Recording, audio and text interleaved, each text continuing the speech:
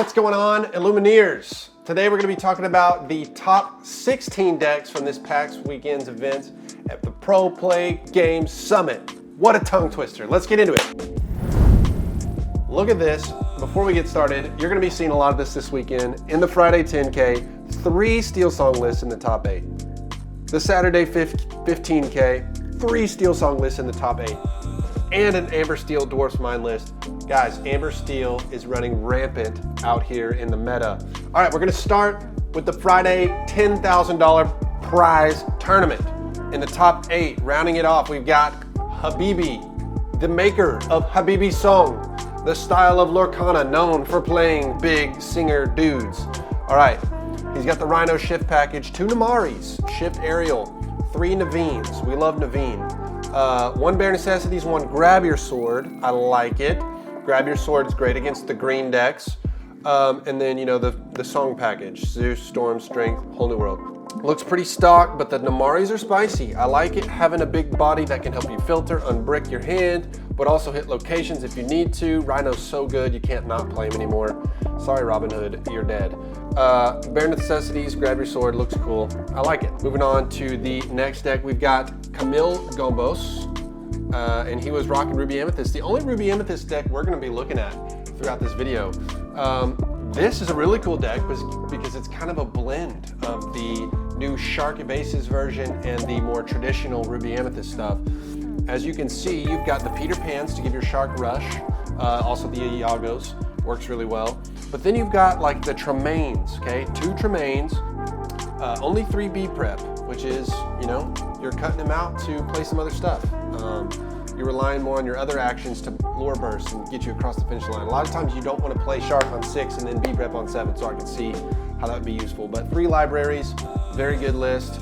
It's really good to, you know, B prep or even sing B prep with Hades, drop some libraries, and then Tremaine after that, after you clear their board. So yeah, really cool list. The Ursula 2 drop, something to note there, is just to help contest the board early in the game. I like the list.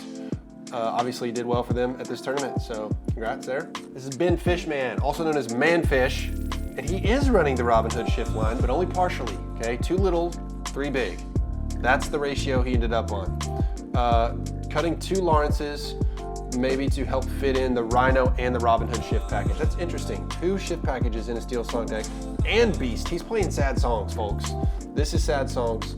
1 Naveen and 1 shift aerial just for funsies. The world's greatest criminal mind instead of the Bare Necessities. So you can see here he's going for damage and kill songs over the hand control like Bare Necessities would be.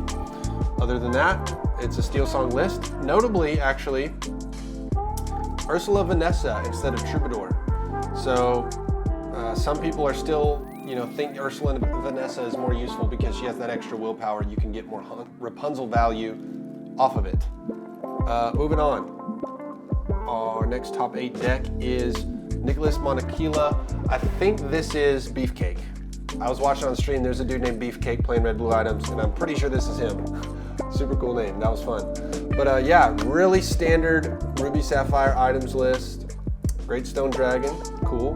Maui Fish Hook, make sure you can take out, oh, he's not running any big Mauis. Interesting. No Maui Hero to alls. I don't know if that's common in the red blue items. Actually, I haven't been paying attention if they run that or not. So when it comes to locations, he's not running Hideaway. Oh, he can Vitalisphere. Okay, he can Vitalisphere, give something rush, and then Fish Hook for extra strength too. Yeah, I guess you can get around needing a rush character if you've got Vitalisphere. Okay, that makes sense. I was struggling there for a second, but yep. Pretty standard with the coils, workshops, big Tamatoas, 4Cs, yeah. Solid Ruby Sapphire items list. Made it pretty far in the Friday tournament. All right, making it into the top 4, we've got Tyler Tsunakawa with Red Blue Shark variant here. Very stock, almost 4 ofs of everything. The only thing that's not a 4 of is Super Goof, and he's opted for a Hideaway instead. And then 2 big Sisu, 2 Hades split there. Looks really good, honestly, yeah. We saw people trying to squeeze in Brawl into this list to be scared of Diablos, but honestly, I just think you're better off trying to ramp into your either a Shark, Hades, Sisu, you know, your higher end can deal with the Diablo.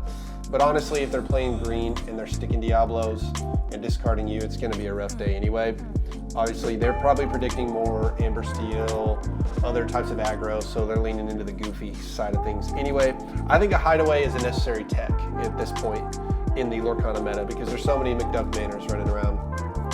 And also for the items list, you can tuck away a workshop and get rid of their card draw. So I think a Hideaway is necessary. I've even seen people running 2 at this point, but 1 is good because you can get it back with Shark for the recursion. But yeah, this is a really strong deck. I think this deck is really strong where it sits in the meta right now. It preys on the Amber Steel, which is like the second, or probably the most popular deck. So there's that. And in third place, yet another Amber Steel songs list. We've got Daisies this time and Spicy Gaston on 3. So they're probably looking to, oh wow, 5 Singer 4s. Yep, and the Miss Biancas. This deck is scared of red, and so it's played some really good techs against red decks. The Daisies help you go fast. Gaston on 3, which you can then play Ariel on 4 to find the song you want to sing, if it's Whole New World or Zeus or whatever.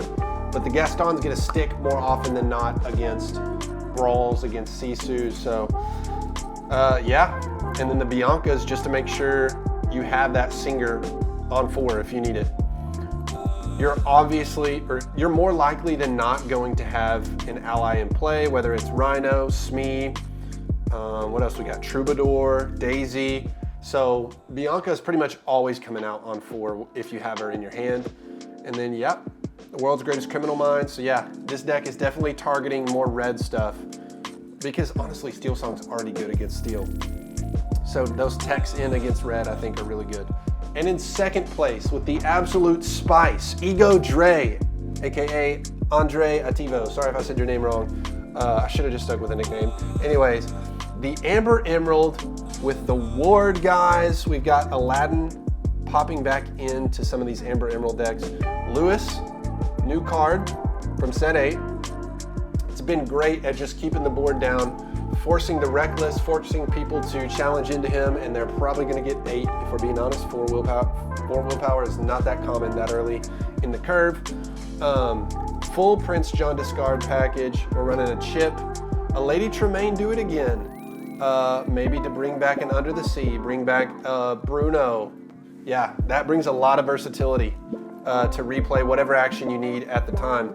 Cricky is a must-have. Got to have that one of Cricky at least. Lost in the Woods, kind of serving as a secondary Kita, or a 5th Kita, I guess you would say, if you are not able to find it. Also, it's singable, so that's really good. You don't have to actually spend all your ink on a character that turn.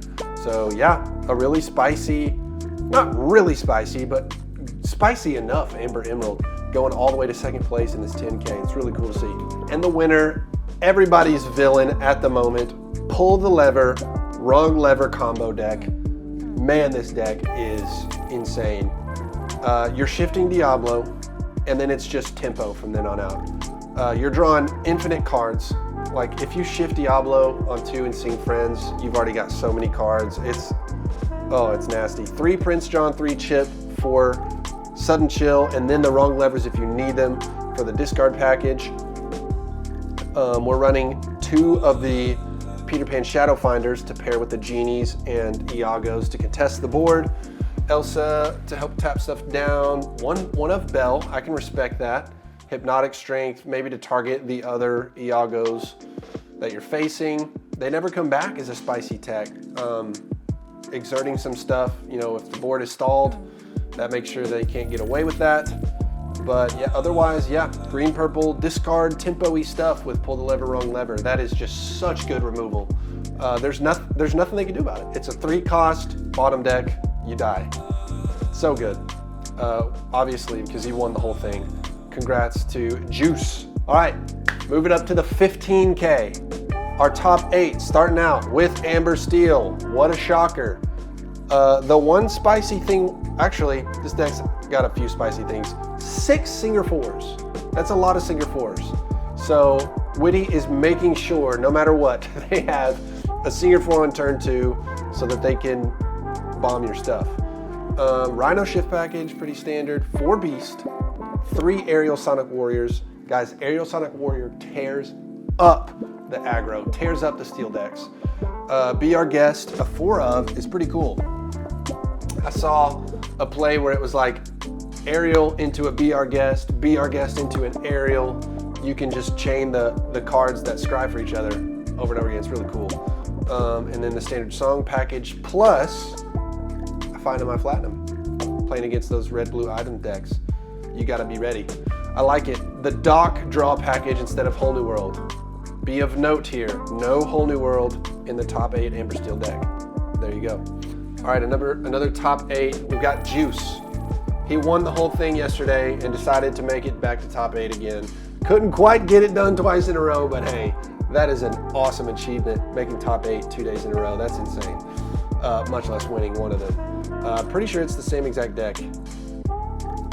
Oh, I see a Hypnotize in there. Maybe he decided to add in a Hypnotize. Needed a little more extra discard.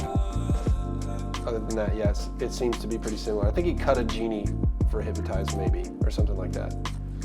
Anyway, yeah, congrats to that guy. Killed it this weekend. And our only Chernadogs deck coming in the top 8, just shy of top 4. Wow.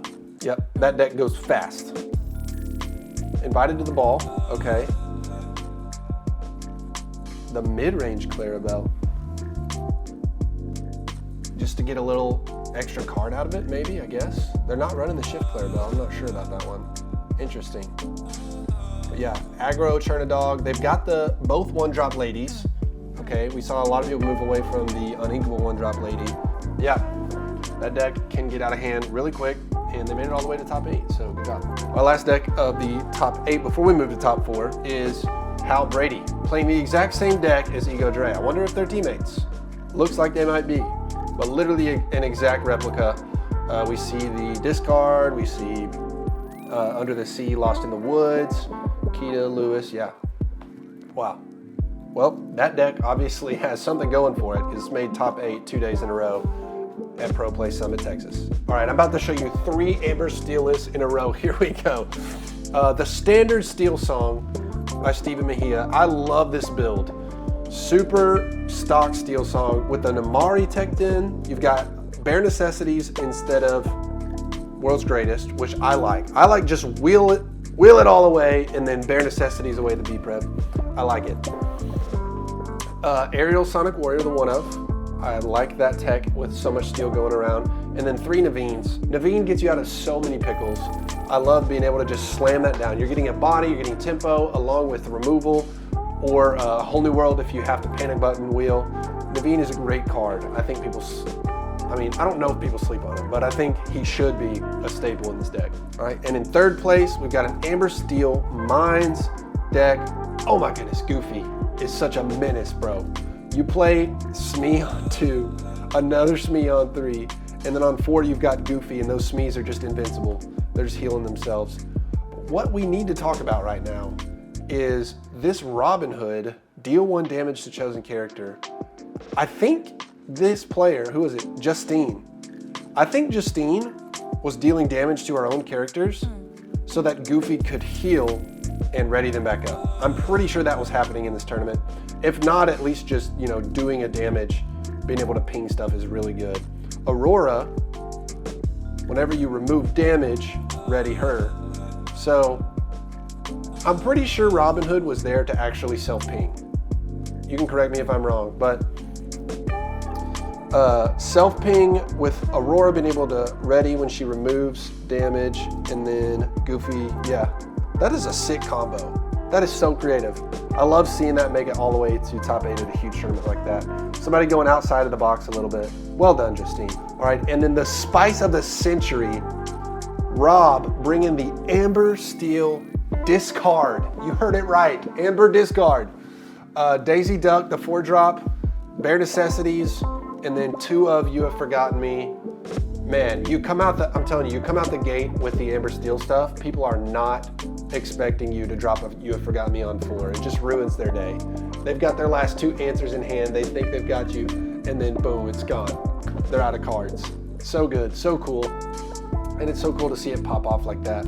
But unfortunately, for them at least, not unfortunately for Batsu, as he's known, Red Blue Shark taking down the 15K all the way to first place. It's a pretty standard shark list with the spicy text of Maleficent Dragon, one of being able to just round that curve out. You're at 9 ink anyway, you might as well play the bomb of all bombs. And then Merlin's Carpetbag, actually an interesting out to maybe some of this discard they're playing against. So Carpetbag is great if you can play it for free, but even if not, it kind of acts like a Tamatoa. If you play it on 6, you play it for 5 and then tap 1 to bring back a popsicle. So it can do its own thing, or if you're playing it for free, it's great. But yeah, Carpetbag, Dragon, 1 Hades. Other than that, the ratios are pretty standard. They just piloted it to perfection and took down the 15K.